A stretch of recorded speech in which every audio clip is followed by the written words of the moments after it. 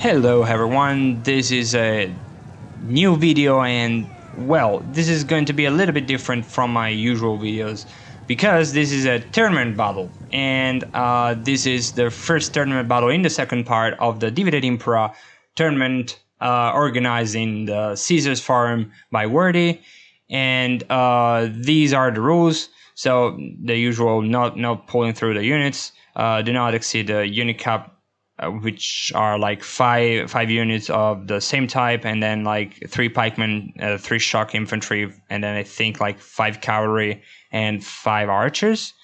No corner camping, no dogs because the dogs are super OP in Defintely Impera, and no artillery, no deployables of course, and 22.5k, which is kind of like medium funds for Defintely Impera, so it's okay. So I've spoken with Wardy, and he's planning on doing furthermore Defintely Impera tournaments, but he was thinking about like doing themed tournaments.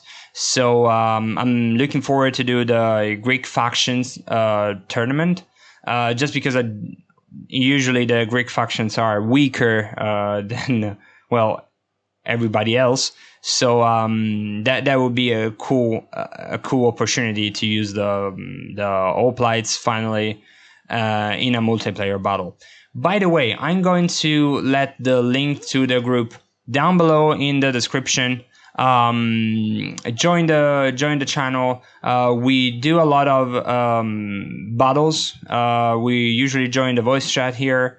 If you are looking for somebody to play with, just head to head and type in head to head, and somebody will answer eventually, and then head to the voice chat and you can do some of these glorious Defintely Impera battles. By the way, back to the tournament. Without losing any more time, let's dive into the match itself and see what happens.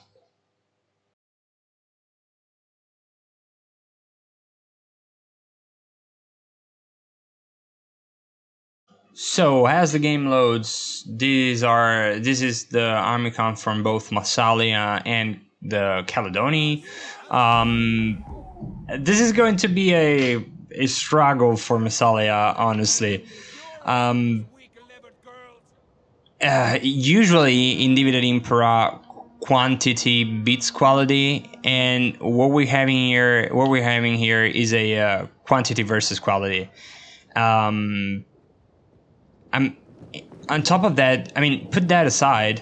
Massalia and all the Greek factions are not as good as this Britannic tribes factions. So this is because they have the Clou de Gosse. The Clou de Gosse are shock infantry, two-handers, whatever you want to call them. They're very good. And Massalia doesn't really have anything to counter them.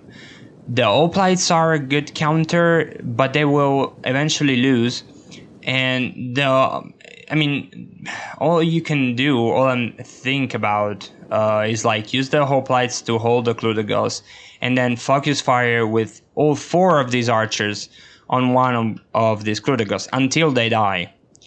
And then you go to the other one, and then you go to the third one, and the third one will still do a lot of damage, but again, at least you kill these 2 guys. So this is why the shock infantry is capped. By the way, he's moving the missile cav in the forest, I guess. I don't know if he wants to hide them or if he's just scouting ahead. If he's scouting ahead, this is a very smart move. In Defintely Impera, it's very important to scout ahead. Okay, so this is what I wouldn't do. I wouldn't engage a missile fight. I would just fold them back, like put them on this side, and only use them on the Clou de Gosse. There's no other way to beat this Clou de Gosse. These 3 units alone can do 1,500 kills. Oh, this is good. Wait, so Massalia had 1 shock cavalry hidden into that forest. 3 units of cavalry hidden into this forest. This is kind of like ridiculous because this isn't even a forest. These are just 4 3s. But Okay, I take it. Massalia here had... Okay, so this Ceasar cavalry is pretty good. I'm pretty sure they can catch up eventually, or at least push them to the edge and then kill them. But this is very good for Massalia. I'm pretty sure Caledoni did not expect this to happen, and like he will have to reform. This isn't good. Losing a unit like this so early in the game isn't good. At least not good for the morale. This cavalry can do a lot of damage, but you need to engage the infantry, because that cavalry is shock cavalry, and you need to charge them, is light shock cavalry. You need to charge them on the rear of engaged infantry. That will break their morale and make them flee. They can maybe beat this cavalry here. Probably they will lose against the Caledoni general. But again, I don't know. It's kind of wasted to use this cavalry in melee. So you really need to use them on the rear of the enemy units. So I hope he engages. And he's moving on his infantry now. This is good. Oh, this is a good move by the Caledoni. What he did, he had the Hacksmen here in the front, but he swapped them and charged the Clutogos in the center instead. I think this was unexpected. Those are actually heavy swords. Okay, they're not a big concern. They are very expensive, but not as good. Okay, you should stop now. You should stop now shooting your archers here, because it's kind of useless. They are very heavily armored, and use them on the Clutogos. They will die so fast. On top of that, the Clutogos also have the scare effect, and the Zoplites already turned to yellow, so their morale is pretty low, and you have to use them, and you have to kill the Clutogos right away, right now, because otherwise this... Okay, yeah, he's doing it. He's actually shooting the Clutogos, and this is good. The Zoplites are doing what they can, but it's kind of hard. Don't use the fire arrows. They don't do anything. On top of that, okay, let me slow down here. Okay, so all that thought. This is what I was saying about the Sarissa Lancers. You have to use them on the rear of the units. He did a great job here. He pushed this unit all the way and is now hammering the what is this? The left flank for Massalia, and he's charging these druids. This is a very expensive unit, and if he succeed in breaking them so early with 2 kills, actually 1 kill, he actually has a possibility, but he still have to shot the Clutogos. Going back to the Clutogos, you don't want to use the fire arrows, because the fire arrows only give a morale penalty. So honestly, you don't want it, because it's giving a morale penalty to the hoplites and to the opposite, to your opponent infantry. But you don't need to scare your hoplites even more. They're already scared by the Clutogos. They won't break anyway, so you just have to use normal arrows on the Clutogos. Just kill them. Straight kill them. And that's all you have to do. The druids are about to break. If not breaking, they're losing decisively, which is a good news. This flank is actually really promising. You can break these 2 units and keep wrapping around, but the center is concerning. The hoplites are, well, they're very depleted right now, and the fire arrows, this unit will break right now. There's no way this unit can hold for more. He's attacked by 2 units, and he's fighting the Clutogos. He got the scare effect, he got the fire arrows. Good job with the general cycle charging this unit. I think it charged the general before, and then this happens sometime in D&I Impera. When you fall back, when you charge the cavalry and the cavalry falls back, the infantry will partially follow, And this is what I think happened. The unit just did this. This is why they have this shape. I don't think he tried to pull through. So it's okay. He's not cheating like that. The whole plate's broke, of course. The fire arrows. This is bad. Oh, he's using fire arrows as well. I mean, I understand this. I understand he's using fire arrows because he's trying to break the morale of the units. So this is good. He was winning there. He used the fire arrows just to accelerate the process of breaking the enemy units. The druids, they're holding on. Oh my god, these druids are incredible. I think the Ceasar Lancers is still doing the hammer and anvil and is doing fine. Don't look at the kills. They broke one druid and they're about to break this pick. They actually broke this painted swordsman. This is good. Now just fall them back because the spears are not good for cavalry, and charge the swords instead. But this flank is promising. The center is a mess. Yeah, okay.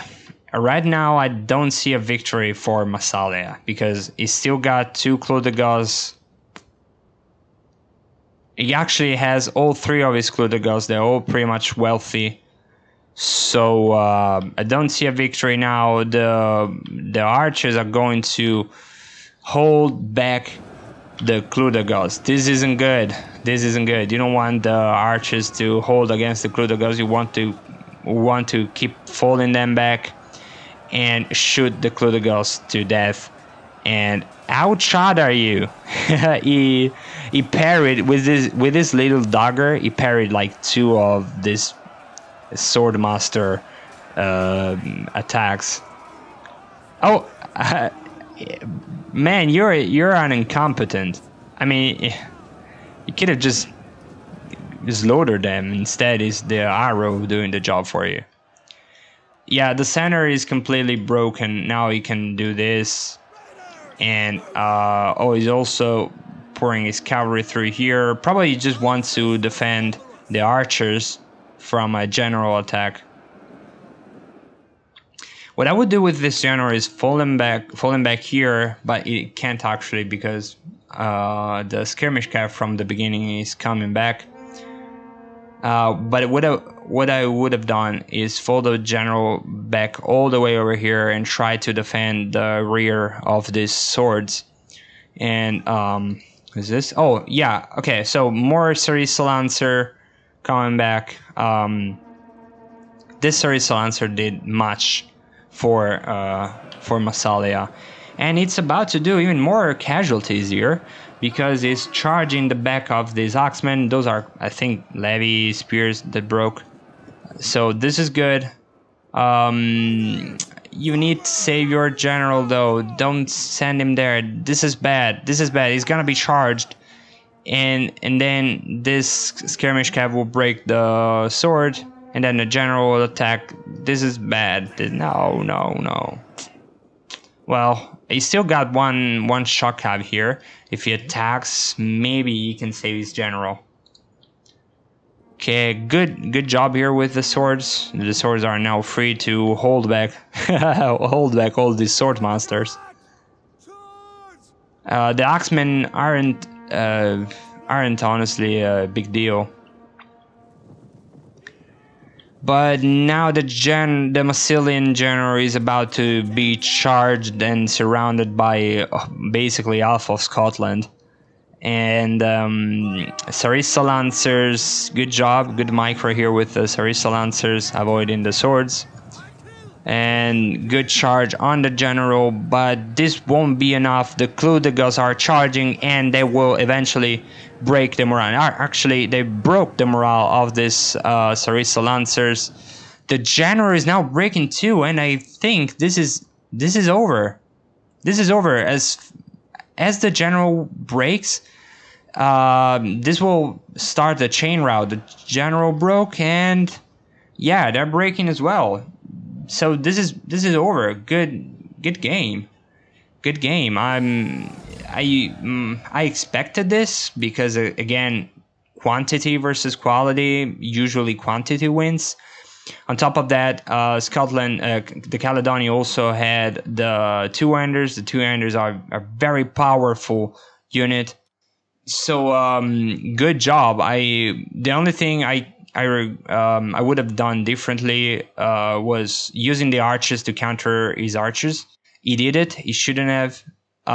He should have used all 4 of his archers to shut down the Cludagels. But even so, this would have been a big struggle for Massalia. So good job from both of them. Good job for Vestic. I wouldn't have used the Cludagels in the center. So this was an original plan. I think his plan was just to kick the center and then destroy these 4 swordmen once they are divided. So good job.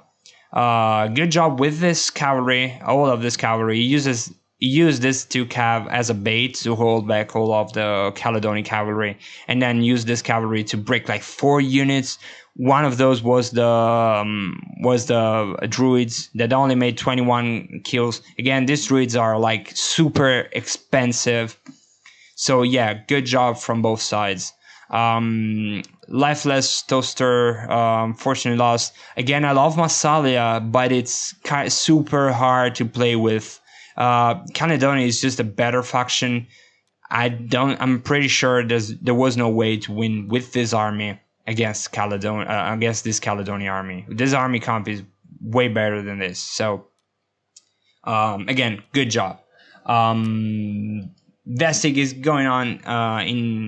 going to the next turn. I hope the tournament goes well for him. And I don't know, guys. See you in the next video. I think it's probably going to be another replay from the tournament. So stay tuned. Join the channel again. The link is down in the description. And yeah, have fun. Bye.